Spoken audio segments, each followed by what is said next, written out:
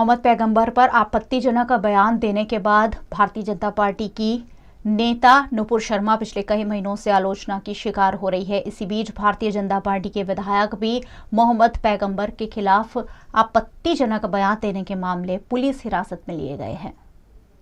पैगंबर मोहम्मद पर विवादित बयान की कंट्रोवर्सी एक बार फिर से शुरू हो गई है। इस बार आरोपी है भारतीय जनता पार्टी के विधायक टी राजा सिंह।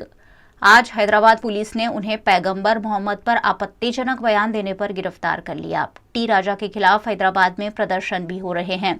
इस बीच भारतीय जनता पार्टी ने भी उन्हें पार्टी से सस्पेंड कर दिया है।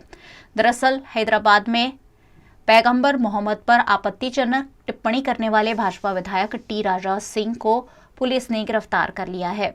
गौशाला महल से विधायक राजा सिंह ने एक वीडियो जारी कर पैगंबर मोहम्मद के लिए आपत्तिजनक शब्दों का इस्तेमाल किया था। बाद में उन्होंने इसे मजाक बताया। बयान के बाद बड़ी संख्या में लोग उनके विरोध में सड़कों पर उतर आए। सोमवार देर रात से हैदराबाद में जगह जगह प्रदर्शन शुरू हो गए। भीड़ ने गुस्ताखे नबी की एक ही सजा, सिर तन से जुदा के नारे लगाते हुए टी राजा की गिरफ्तारी की मांग की। प्रदर्शनकारियों ने टी राजा के बयान की तुलना पूर्व भाजपा प्रवक्ता नुपुर शर्मा के बयान से की। भारतीय जनता पार्टी की पूर्व प्रवक्ता नुपुर शर्मा भी हजरत मोहम्मद पैगंबर के खिलाफ आपत्तिजनक बयान के बाद कड़ी आलोचना का शिकार हुई थी। गुजरात विधानसभा चुनाव में दिसंबर में आम आदमी पार्टी की सरकार बनने पर फरवरी में तलाटी की परीक्षा लेने की और अप्रैल में पोस्टिंग देने की बात अरविंद केजरीवाल ने गुजरात के युवाओं से की है। गुजरात में विधानसभा के चुनाव नजदीक है और दिल्ली और पंजाब में बेहतरीन परफॉर्म कर रही आम आदमी पार्टी अब गुजरात में भी सरकार बनाने के सपने देख रही है। इसी के तहत लगातार पार्टी के राष्ट्रीय संयोजक अरविंद केजरीवाल गुजरात आ रहे हैं और गुजरात की जनता से तरह तरह के वादे भी कर रहे हैं।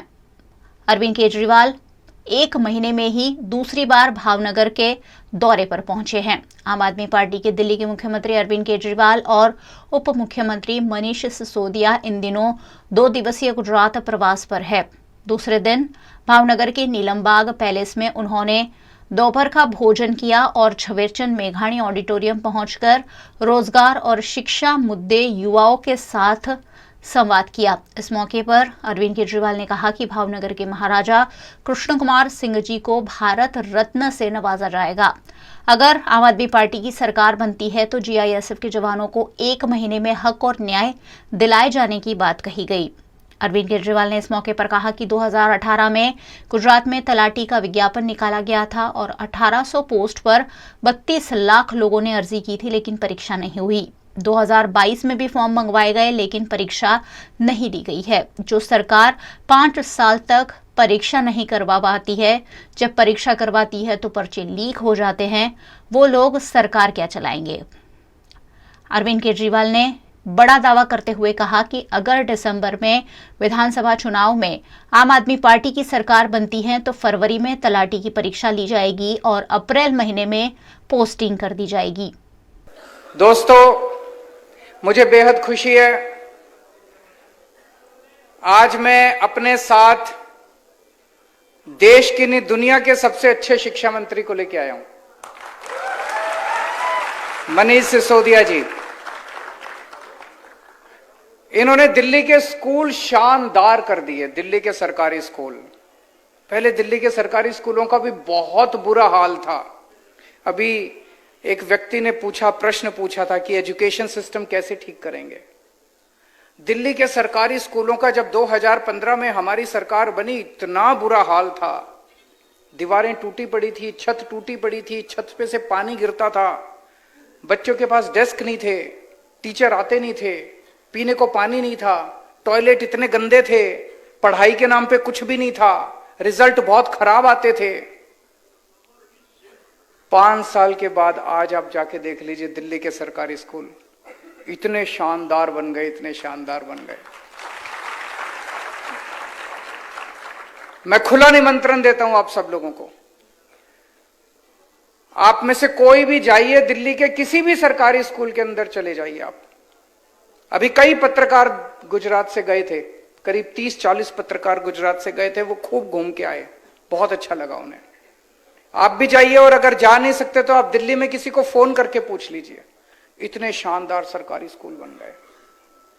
प्राइवेट स्कूल वालों ने पहले गुंडागर्दी मचा रखी थी, जब मर्जी फीस बढ़ा देते थे, लोग बड़े दुखी थे।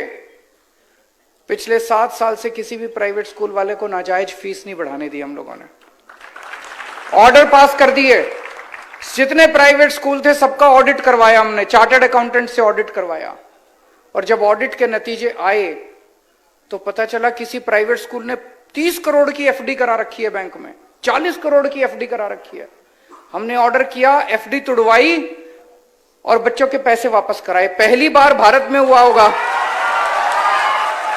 भारत में पहली बार हुआ होगा कि प्राइवेट स्कूल वालों ने बच्चों के पेरेंट्स को उनके अकाउंट में पैसे वापस करे। ऐसा कभी नहीं हुआ। और 2-2 साल पुरानी फीस वापस करी, 3-3 साल पुरानी फीस वापस करी। ऐसे शख्स की फोटो, अमेरिका तो दुनिया का सबसे ताकतवर देश है। अमेरिका के सबसे बड़े अखबार न्यूयॉर्क टाइम्स के फ्रंट पेज पे इनकी फोटो छपी। दिल्ली के सरकारी स्कूल के बच्चों की फोटो छपी न्यूयॉर्क टाइम्स में फ्रंट पेज पे, दिल्ली के सरकारी, इनकी मनीष सिसोदिया की फोटो छपी। तो इनके नेता ने इनको बुलाया, क्या ये सिसोदिया की फोटो कैसे छप गई, हमारी क्यों नहीं छपी? तो उन्होंने कहा सर इन्होंने पैसे खिलाए थे उनको। तो बोले 10 गुना पैसे दे दो उनको, हमारी छपवाओ। तो उन्होंने न्यूयॉर्क टाइम्स को फोन किया, बोले $1 मिलियन देंगे, हमारे नेता की फोटो छापो। बोले नहीं छापेंगे। फिर उन्होंने दोबारा वापस आए, नेता ने कहा और पैसे बढ़ा दो। उन्होंने कहा 100 करोड़ रुपया देंगे, हमारे नेता की फोटो छापो। न्यूयॉर्क टाइम्स वालों ने कहा ये तुम्हारे वाला मीडिया नहीं है,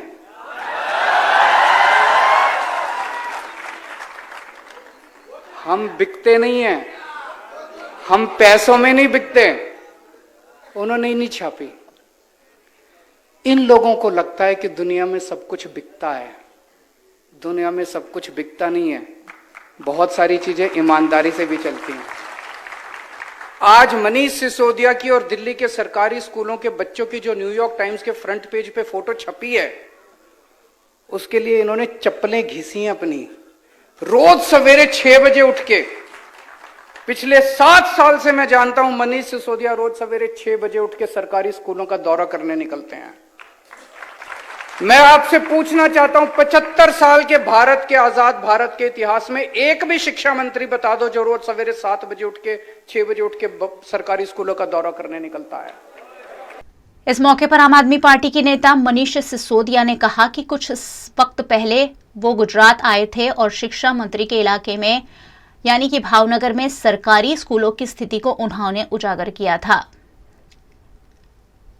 कुछ ऐसी ही स्थिति भावनगर की कॉलेजों की भी है। ऐसे में दिल्ली के बाद अब आम आदमी पार्टी की नज़र गुजरात की शिक्षा व्यवस्था पर है। अगर गुजरात में आम आदमी पार्टी की सरकार बनती है तो स्कूल और कॉलेजों को सबसे पहले सुचारू किया जाएगा।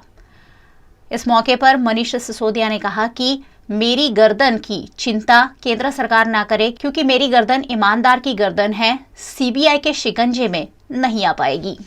आज बहुत अच्छा लग रहा है आप सब लोगों को यहां इस तरह देख के। अरविंद केजरीवाल जी के साथ युवा रोजगार संवाद में आप लोग आए हैं। महाराणा कृष्ण कुमार जी की धरती पर मुझे गोपाल भाई ने, ईशमान भाई ने, युवराज जी ने अप्रैल के महीने में बुलाया था, अभी कुछ महीने पहले।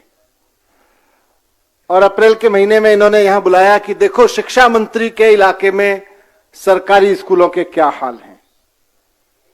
अब मुझे तो आपको बताने की जरूरत नहीं है कि क्या हाल है, आप तो यहीं से हो, तो मैं उस पर ज्यादा टाइम नहीं लगाऊंगा। लेकिन आज सुबह मैं यहां चर्चा कर रहा था किसी के साथ कि मैं पिछली बार यहां आया तो सरकारी स्कूलों के इतने बुरे हाल देखे जैसे लगा कि किसी कबाड़ खाने को बहुत दिन से बंद करके रखा हो, उसमें मकड़ी के जाले और गंध मच जाए। ऐसे ऐसे स्कूल में मैंने रोजाना बच्चे पढ़ते देखे यहां पे। तो किसी ने मुझे कहा अभी थोड़ी देर पहले कि आप तो स्कूलों की बात कर रहे हैं, यहां तो कॉलेजेस भी ऐसे ही हैं। शराबबंदी वाले गुजरात राज्य में देशी और विदेशी शराब की धड़ल्ले से बिक्री होती है, जो कई युवाओं को बर्बाद कर देती है, वहीं कई परिवारों को उजाड़ देती है। कुछ ऐसा ही मामला वडोदरा के चापड़ में सामने आया है। शराबबंदी वाले गुजरात राज्य में पिछले दिनों जहरीली शराब पीने से कई लोगों की मौत हो गई थी। इसी बीच वडोदरा के चापड़ में भी कुछ ऐसा ही मामला सामने आया है, जिसमें देशी शराब पीने के बाद 21 साल के भौतिक परमार की तबीयत काफी खराब हो गई। शराब पीने के बाद युवक बेहोश हो गया और युवक की आंखें भी चली गई। ऐसे में युवक को इलाज के लिए वडोदरा के एसएसजी अस्पताल में भर्ती कराया गया। इस मामले पुलिस जांच के लिए पहुंची, लेकिन इससे पहले ही युवक अस्पताल से भाग गया। 21 साल के युवक भौतिक परमार की माता कोकिला परमार ने इस मामले ठोस कार्रवाई की मांग की है। उनका कहना है कि शराब की बिक्री रोकी जानी चाहिए, इससे कई घर बर्बाद हो रहे हैं। છોકરાને દારૂના કારણથી આંખોની જો રોશની જતી રહી છે, એને દારૂના કારણથી એને સારવાર માટે લઈ ગયા હતા અમે મોટા દવાખાના એસસીજીમાં। તો લઈ ગયા હતા તો અહીંયા ટીપા બીપા નાખ્યા એ લોકોએ દવાને છ કરી અને પછી અમે ઘરે એને લેતા આવ્યા છે। આ દારૂ કાયદેસર તમે બંધ કરાવી દો સર, મારી વિનંતી છે તમને, મહેરબાની છે કે આ દારૂ તમે બંધ કરાવી દો। નાના નાના છોકરાઓ બી યુવાનો બી બગડે છે આ દારૂના કારણથી અને કેટલાનું બી મોત બી થાય છે આ દારૂના કારણથી। એટલે તમે મારી વિનંતી છે કે તમે બંધ કરાવી દો દારૂ। 24 साल रिश्ता वीएनएम टीवी से, रिश्ता विश्वास का। सत्य जरूरतों का गुलाम ना बन जाए, ये जिम्मेदारी है हमारी। सत्य तमाशा ना बन जाए, लगातार कोशिश है हमारी। सच का सच, झूठ का झूठ, नहीं छोड़ेंगे कोई कसर। हम है आपकी आवाज, दोनों पलटों पर होगी बराबर नजर। बच्चे हैं देश का भविष्य, उनको देंगे नया आकार, नए भारत का होगा सपना साकार। वीएनएम यानी न्यूज, व्यूज और मनोरंजन, दिन भर आपके साथ।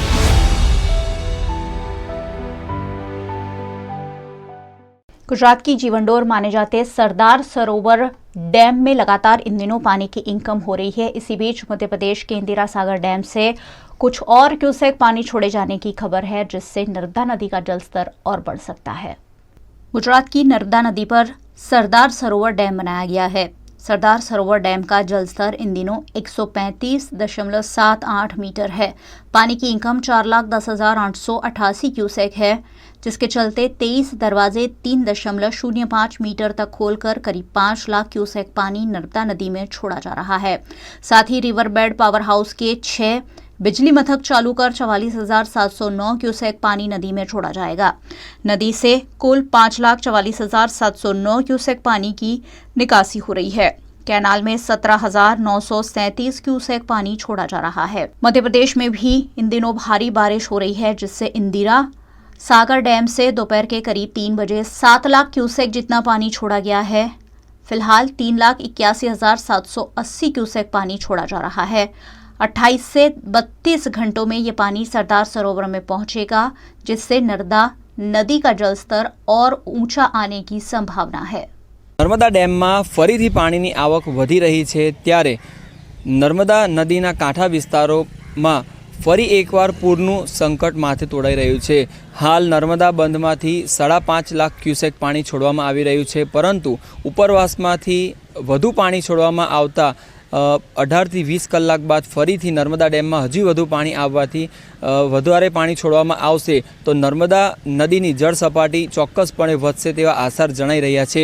હાલ પ્રાપ્ત માહિતી મુજબ ઇન્દિરા સાગર ડેમમાંથી 7 લાખ ક્યુસેક પાણી છોડવામાં આવ્યું છે, જેના કારણે આગામી સમયમાં નર્મદા બંધમાં બી વધુ પાણી આવવાની પૂરેપૂરી શક્યતા છે, જેના કારણે નર્મદા નદીમાં જો વધુ પાણી છોડવામાં આવે તો ભરૂચ જેવા કાંઠાના વિસ્તારોમાં ફરીથી પૂરનું સંકટ તોડાઈ રહ્યું છે તેમ ચોક્કસથી કહી શકાય। હાલ નર્મદા નદીનું જે લેવલ છે તે 21 મીટરની સપાટી બતાવે છે, પરંતુ સાંજ પડતા પડતા તેનું લેવલ વધી શકે છે તેવું તંત્ર દ્વારા એક ચેતવણી પણ આપવામાં આવી છે। ત્યારે ચોક્કસથી કહી શકાય કે નર્મદા કિનારાના વિસ્તારો ઉપર ફરીથી એકવાર પૂરનું સંકટ તોડાઈ રહ્યું છે। गुजरात के सरदार सरोवर डैम से फिर एक बार नर्मदा नदी में पानी छोड़े जाने से चांदोद में नर्मदा नदी का जलस्तर फिर से बढ़ रहा है। मध्य प्रदेश में इन दिनों भारी बारिश हो रही है। ऐसे में सरदार सरोवर डैम में पानी की इनकम लगातार बढ़ रही है, जिससे नर्मदा डैम से फिर एक बार पानी छोड़ा गया है। डभोई के तीर्थधाम चांदोद में नर्मदा नदी का जलस्तर फिर से बढ़ रहा है। पिछले दिनों मल्हाराव घाट से नर्मदा नदी का पानी कुछ सीढ़ियां नीचे उतरा था, लेकिन डैम से 4,50,000 क्यूसेक पानी फिर से छोड़े जाने से मल्हाराव घाट के 23 पायदान पानी में डूब गए हैं। फिलहाल 81 सीढ़ियां पानी में डूबी हुई है, जबकि 27 सीढ़ियां अभी भी पानी के बाहर है। नर्मदा डैम से पानी छोड़े जाने से नर्मदा नदी फिर एक बार दोनों किनारों पर बह रही है। चांदोद में वैसे तो नर्मदा नदी का जलस्तर फिलहाल नियंत्रण में है, लेकिन प्रशासन यहां पूरी चौकसी बरत रहा है।